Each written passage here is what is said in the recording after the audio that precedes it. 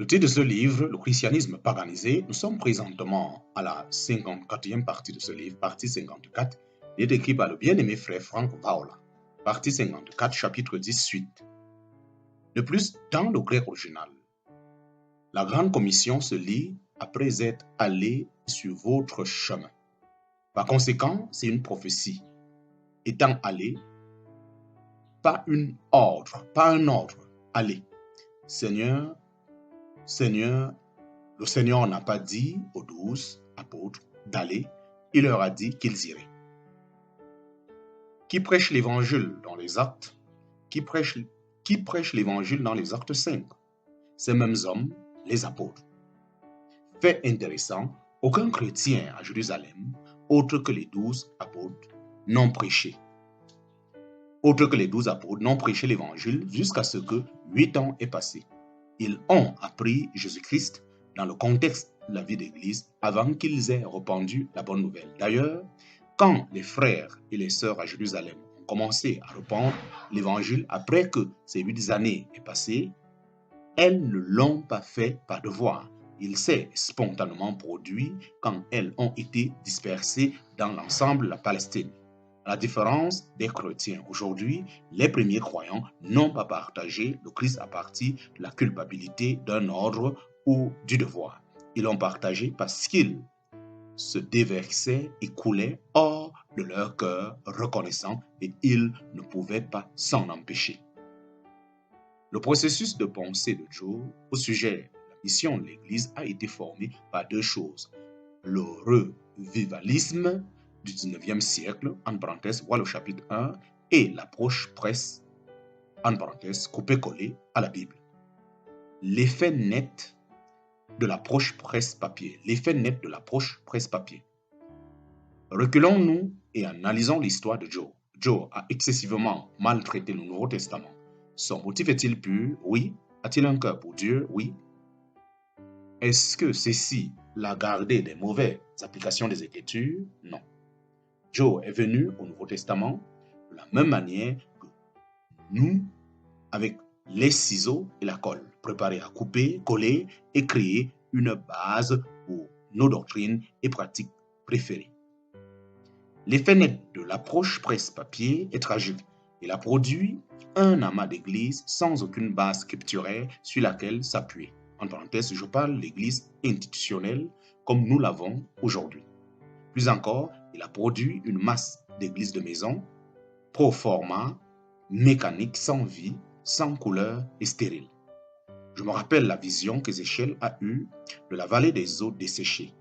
Le Seigneur transporta Ézéchiel vers une vallée des eaux et la parole vivante de Dieu est venue en avant pour ressusciter ces eaux. Les Écritures indiquent que les eaux étaient placées sur les eaux.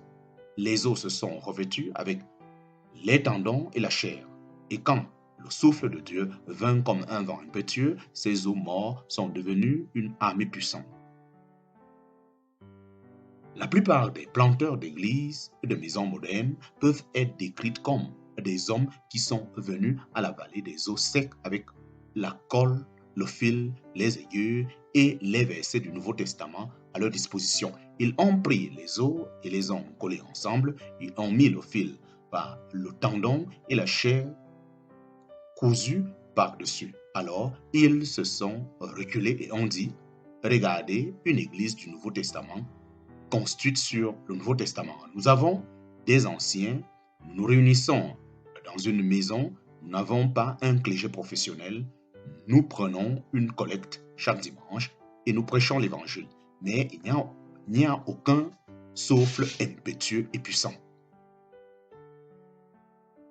L'Église de Jésus-Christ ne peut pas être commencée. Elle ne peut pas être sondée.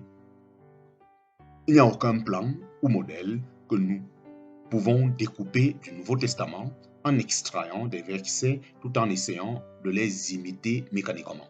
L'Église de Jésus-Christ est une entité biologique et vivante. Elle doit être maintenue vivante. Si nous désirons les résultats du premier siècle, l'Église doit naître de la même manière que toutes les églises du premier siècle. Si vous comptez toutes églises mentionnées dans le Nouveau Testament, il y a environ, chacune d'entre elles ont été plantées ou facilitées par un planteur d'église itinérant qui prêchait seulement Christ. Il n'y a aucune exception. L'église a été établie en raison de la présentation apostolique de Jésus-Christ. Il y a plus de versets pour supporter ce principe qu'il y en a pour les assemblées dans les maisons. Il y a plus de versets pour ce principe que pour supporter des réunions ouvertes et participatives. Il y a plus de versets pour ce principe que pour une collecte le dimanche matin. Et comme nous l'avons vu, il y a beaucoup plus d'écritures pour supporter cette pratique qu'il y en a pour toutes les choses non scripturaires que nous faisons dans l'Église, incluant le pasteur. Le principe des ouvriers extra-locaux qui plantent et aident une Église prévaut dans le Nouveau Testament. Notez bien, le Nouveau Testament n'est pas un manuel pour la pratique en matière d'Église, c'est l'historique d'Emmanuel, Jésus-Christ, insufflant sa vie divine par son peuple au premier siècle. Le livre des Actes n'est pas un livre d'instruction pour l'ordre d'Église, c'est une historique de la façon dont la tête de l'Église donne naissance à son corps et de la façon dont elle s'exprime. Les épîtres ne sont pas des textes manipulables, nous montrons comment être de bons chrétiens, elles sont des lettres vivantes écrites à différentes heures, à différentes églises, vivant dans différentes cultures, éprouvant différentes circonstances. Mais elles parlent toutes d'une seule voix, et cette voix découle d'une saga cohérente qui s'écoule librement. Une saga qui doit être dévoilée si jamais nous ne revenons à la mentalité chrétienne primitive et à la pratique de l'Église primitive. Un remède pratique. Quel est alors l'antidote de l'approche de presse-papier au Nouveau Testament? Quel est le remède qui vous introduira dans une expression vivante du corps du Christ, style du premier siècle?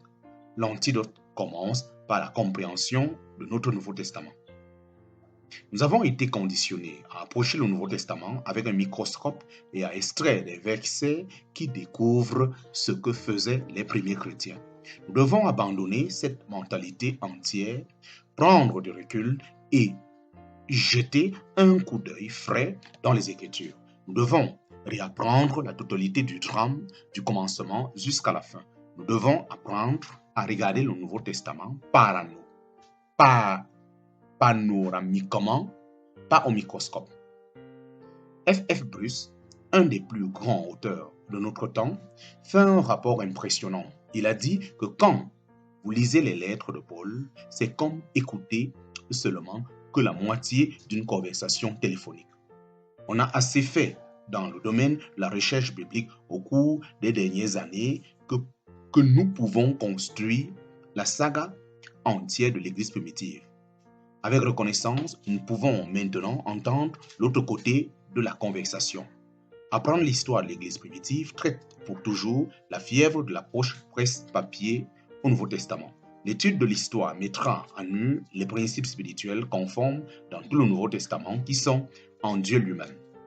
Nous manquons radicalement ces principes en raison de la manière dont nous approchons la Bible. Ce qui n'aide pas non plus, c'est que notre Nouveau Testament n'est pas dans l'ordre chronologique.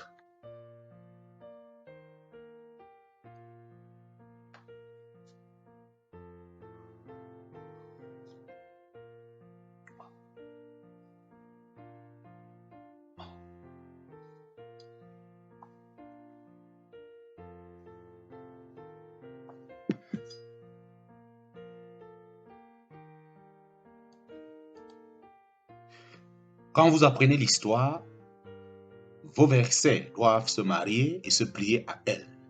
Plus jamais vous ne pourriez prendre un verset hors du contexte et dire « Regardez, nous sommes censés faire ceci ». Plusieurs des versets que nous chrétiens retirons par habitude de la Bible ne se rapporteront simplement plus. Vous serez renversé parce que pour la première fois, vous comprendrez l'image entière. Défi final. Quelqu'un une fois dit, il n'est peut-être rien de pire que d'atteindre le haut de l'échelle pour découvrir que vous êtes sur le mauvais mur. 34 après la lecture de ce livre, vous deviez pouvoir vous identifier en rapport avec cette citation. À cet égard, je me finirai avec un défi qui va directement au cœur. Vous avez appris que les pratiques en matière d'église que vous aviez silencieusement supposé être bibliques étaient en fait non scripturaires. Vous avez découvert l'origine de ces pratiques. Vous savez qu'elles n'ont pas une origine divine, mais humaine, même païenne. Et vous savez qu'elles contrecarrent l'intention finale de Dieu pour son Église. Vous vous êtes également rendu compte que vous étiez désespérément dépendant de ces traditions insurmontables, même retenues par elles.